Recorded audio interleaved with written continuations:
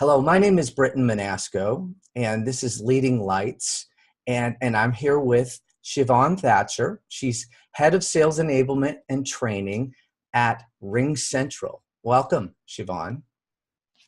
Hi, glad to be here. Yeah, thank you for joining us. So maybe just to get started, you could tell us a little bit about what your role is at RingCentral and sort of the scope of your operations there. So my role at RingCentral is to help bring the various parts of the company together in order to provide all the tools, the assets, the information that our sales teams need in order to help our customers buy from us. So I don't see myself so much as teaching people how to sell, as opposed to teaching people how to work better with their customers, to make the prospect number one, and then to provide everything that they need in order to make those conversations smooth and effective.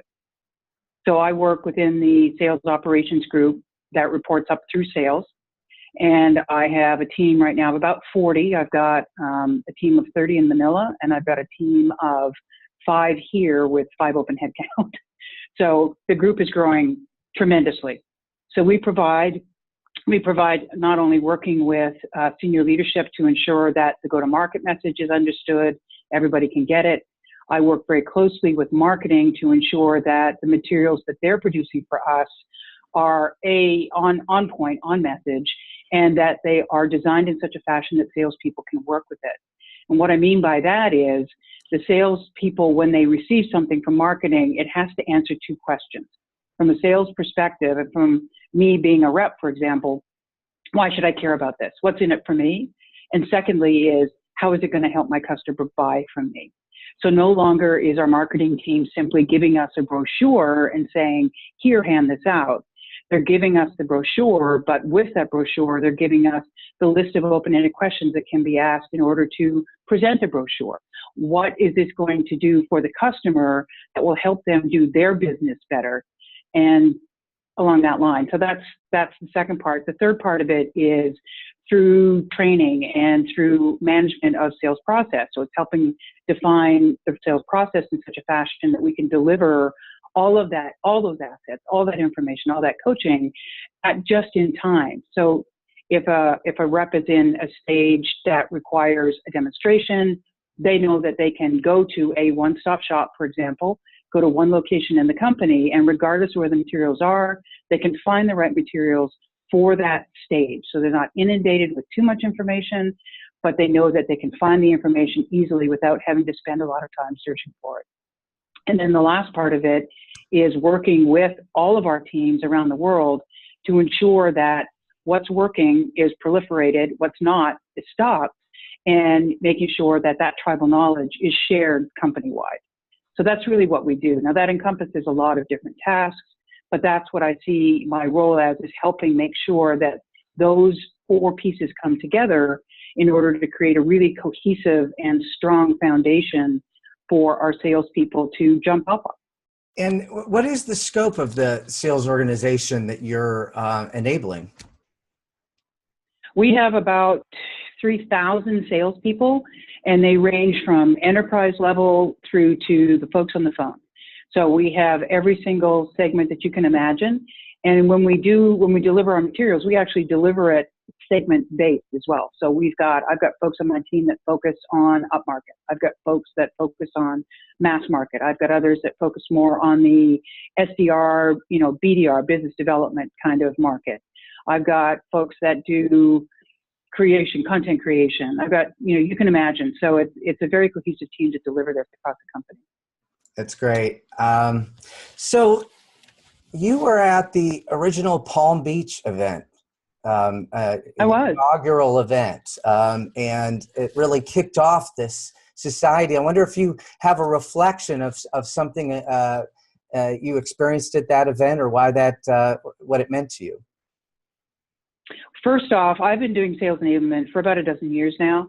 And for the first 10 or 11, there was no support. There was no network. There was nowhere where I could go and talk to somebody cohesively about what it is that I wanted to be able to do, to share ideas. And what Scott Santucci and that group got together there were 100 of us at this very first, just one afternoon meeting. It was shocking to me that so many people attended.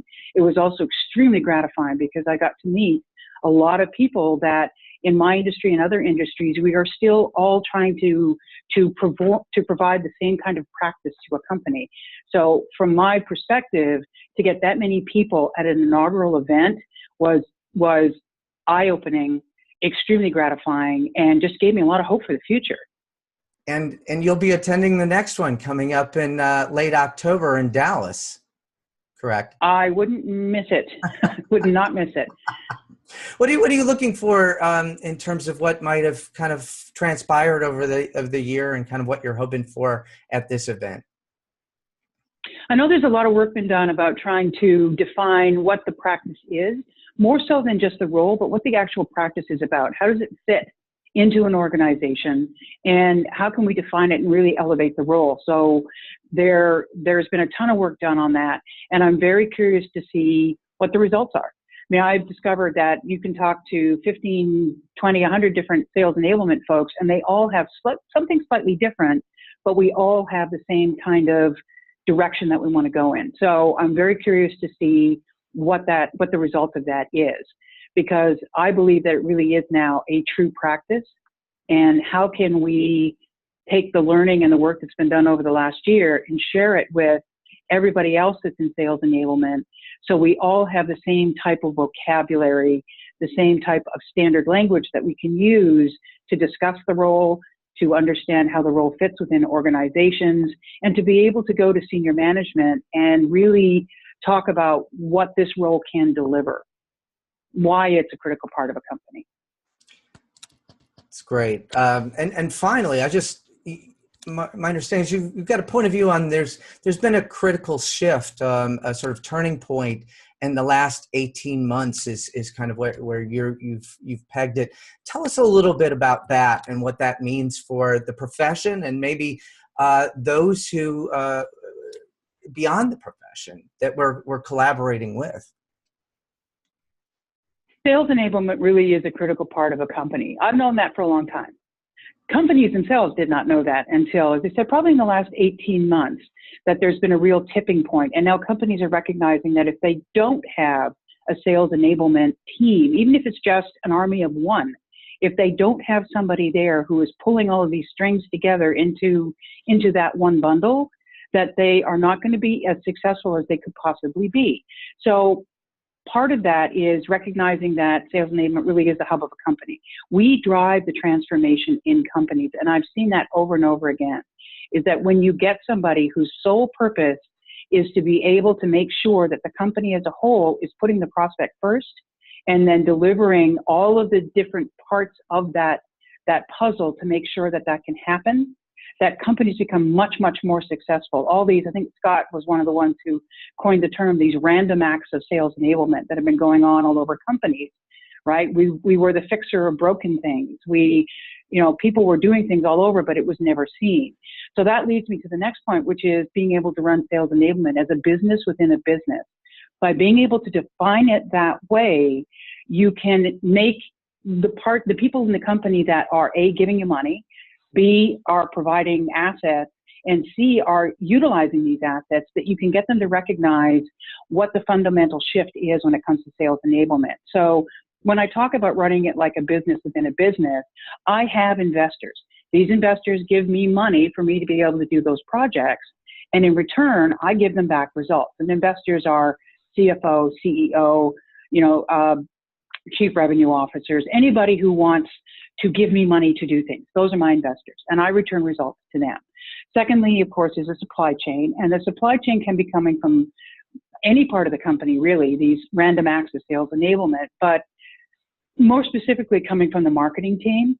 And as I said earlier, in working with them as my supply chain, I can give them direction on the types of materials that my salespeople need. Because let's be frank, there's a big gap between a brochure and then the proposal. It's filling that gap.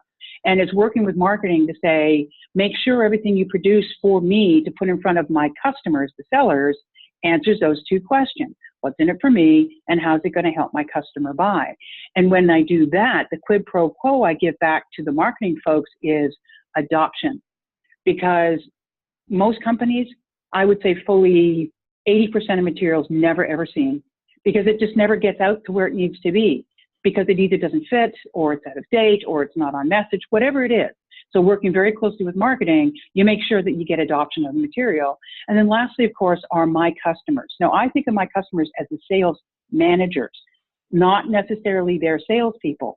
I work very closely with the managers on coaching, on how to train their folks to get things done, on certifications, all of that kind of stuff. So the managers become part and parcel of the enablement process as well. So I give them all of that. And again, they give back to me a culture of learning and the results again. And when you run it that way, it makes it very easy for sales enablement folks, for example, to say, no, that's not really for my customer, and it doesn't really fit what I need from a supply chain point of view. And, so you can create that quid pro quo within an organization. So I really do believe it's critical, but it needs to be run like a business, not like just a function. Sheevaun, that was excellent, very insightful. I want to thank you again for joining us on Leading Lights, and I look forward to seeing you in person at our event coming up. So thanks again. I look forward to that too. All right, thank you.